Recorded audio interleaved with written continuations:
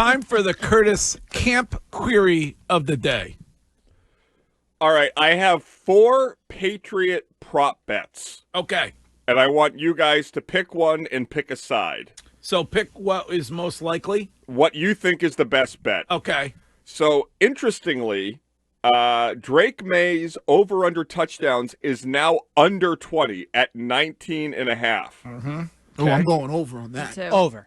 400. Well, okay, we can do. Yeah. So, you're Curtis. Are you asking each one of these weigh in? I was just going to see if you guys could pick one of these that you think is the best bet, and then give me which side you want to be on. All right. The rushing yards for Drake May 475.5. 8.5, the easy one, the win total that we've all gotten involved in, and miss the playoffs at minus 150 or make the playoffs at plus 125. I know. So which one, if you had to put your money on one of those, Drake May over, under touchdown, which side? Rushing yards 475, 8.5 win total, and playoffs or no playoffs. I personally go over TDs. Yeah. Yep. All day long. What do you have last year? 13? Is that what we're talking 15. about? 15 and 13 games. Yeah. All day long. I don't get it. I honestly If he goes under that number and he didn't get hurt, that should absolutely be a massive failure. 100%. Like, that's not it. That number is. They have to be accounting for the fact that he may get hurt or something. That has to be it, right? It has to be. That number makes no sense to me. Because he missed a couple of games with the concussion last year, right? So they must be thinking, all right, he's going to run a little bit, so there's probably going to be, 2 or 3 games that he's not playing. And 19, I'm on that all day long. What would you wager on next? Over on rushing yards? I would take the games. 8.5. I would take 9. I would take the over. I've been solid on 9. That's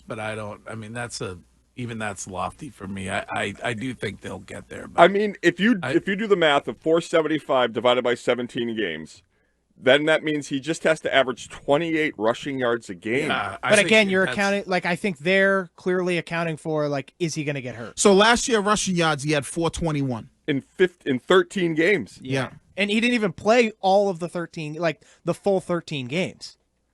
I don't get. I really. It's so weird too, Greg, because I'm listening to Cowherd. He did this segment yesterday about best bet to double their win total, and he has the Patriots. He says the Patriots were the best bet to double their win total in 5 years. For as long as he's in his prime, the Patriots are the safest double your win total bet in the league in 5 years. You turn on the radio here and you think they're going 0-17. I know. So there must be a belief that the offensive line will be unable to protect Drake May, causing him to get injured and miss some games. Because if he hits that number, if he throws 19 touchdown passes and has 3,300 yards in 17 games, then he ain't the guy. I would take the touchdowns and the rushing first before I took the wins and what'd you say the other miss one? Or make playoffs. Miss or make playoffs. Today, Randy from Providence. Good morning, Randy. Good morning, Greg. How's it going this morning? What's up? So you guys were talking about what a successful season for Drake May might look like. Yes. And I wanted to point out just a couple of numbers that I think are really important signifiers on whether he's doing well or not. First of all, I think the 20-plus touchdowns is the best bet, based upon the fact that Mac Jones had 22 working with Josh McDaniels. But interception rate, last year, Drake May had a 3.0 interception rate. And if you turnover where he plays, I believe he was 32nd in the league. 3.0, there were only 6 quarterbacks worse than that. So Anthony Richardson, Jameis Winston, Will Levis, Kirk Cousins, Gardner Minshew, and Mac Jones. Obviously, you want to get that down right around 2.0 is the ideal. Obviously 0 is ideal, but 2.0 is within range of the league average. Secondarily, sack percentage, which is a lot to the offensive line, but quarterbacks can kind of be responsible for sacks too. He was 5th worst in the league with 9.14. The real important one that jumps out to me, fourth quarter comebacks and game-winning drives, they're kind of tied together, right? Drake May had 0 of both. Now, the New England Patriots were not a great team last year, but the only other qualifying quarterback with 0 fourth quarter comebacks and 0 game-winning drives was Deshaun Watson. Will Levis had 1 of each. Anthony Richardson had 2 fourth quarter comebacks, 3 game-winning drives. Jameis Winston had 2 and 2, and so forth. So I think those are all like important signifiers.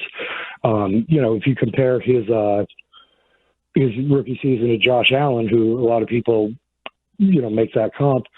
Josh Allen had a higher interception rate, a little bit of a lower sack rate, but he had the 2 fourth quarter comebacks and game-winning drives, and it's natural to compare it to Tom Brady also. Brady had a 2.9. Now, Curtis, you lost Curtis. Too many numbers for Curtis. It's a lot.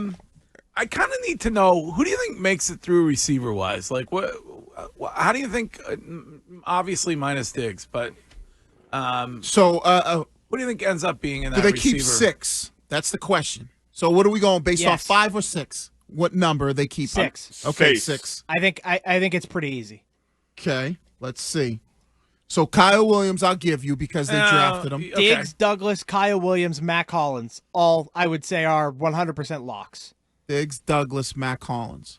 You said other than Diggs, But it's been Diggs, Douglas, Booty Yes. that have been in that first group with him. Booty would be my number 5.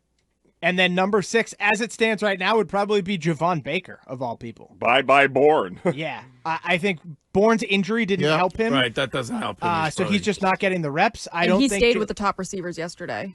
I think Efton Chisholm is going to probably end up on the practice squad. Okay. And then Polk might just straight up get cut.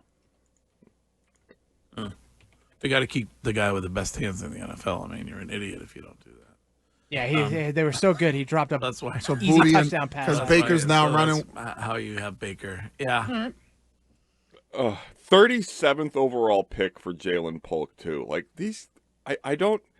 How does it continue to be an issue? Like Courtney had the good point earlier, where you can't really blame Breslow for the Red Sox if they're doing the exact same thing they did with Chaim Bloom. Like the Patriots have had many different people come in and out of their front office, yet they can't figure out wide receivers at all. Well, Diggs better be good. He better be good. And they traded out of the Lad McConkey pick.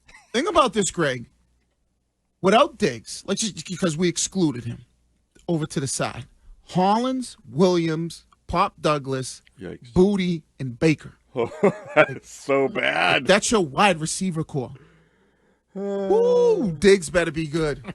Because Hollins is like, all right, he's a journeyman. Like, what do you He's also a weirdo. He's a special You see that thing teamer. where he cuts his shirt off? Yeah, I Because don't. it dries quicker. Yeah, Okay. like So it dries quicker? Yeah. I give you the shirt, but Yeah. walk And he's it off. able to a big dry fan off of his aliens. hands. Yes. Shime. He believes that once November arrives, no games will be played because the alien mothership is arriving. I give He you was telling people about a secret sub shop at the seaport. I give you the shirt and the aliens, but walking around barefoot in the games, like Yeah, you're a big prison. Come barefoot on. person.